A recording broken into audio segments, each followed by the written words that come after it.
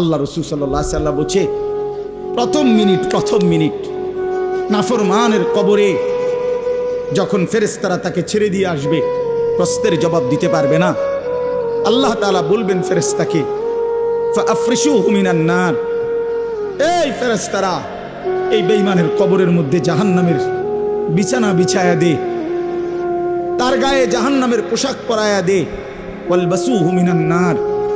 এরপরে নবী বলেন, কবরের মাটি তাকে প্রথম মিনিটেই ডান দিকের মাটি একটা ধাক্কা মারবে, বাম দিকের মাটি ডান দিকে চলে আসবে, ডান দিকের হাড্ডি পাঁজরের হাড় ভাঙ্গা বাম দিকে যাবে গা, বাম দিকের গুলো ভাঙ্গা এদিকে চলে আসবে। তাখতালিফা আদলাউহু, এইভাবে অর্থ হইল ডান পাশের হাড় বাম পাশে ঢুকে যাবে, বাম পাশের গুলো ডান পাশে ঢুকে যাবে।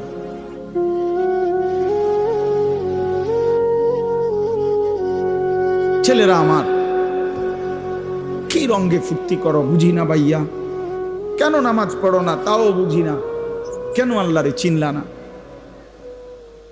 কার দুনিয়া ভোগ করতেছ? কার দেহ, কার হাত, কার পাও, কার চোখ, কার নাক, কার ব্রেন ভোগ করছো ভাইয়া আমার? কেন নামাজ পড়ো না? যে নামাজ পড়ে না সে তো মানুষ না, যার কপালে সেজদা নাই সে তো জানোয়ার, সে জানোয়ার। যার কপালে সেজদা নাই তুই বেটা মানুষ না, বেটা তুই হাইওয়ান, জানোয়ার বেটা, জানোয়ার, 100 জানোয়ার বেটা, 100 জানোয়ার।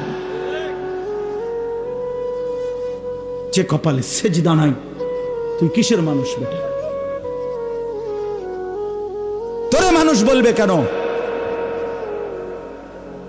আল্লাহ তাআলা বলছেন, বান্দা কি না দিছি আমি তোমারে, তুমি আমারে ছাড়বা কেন?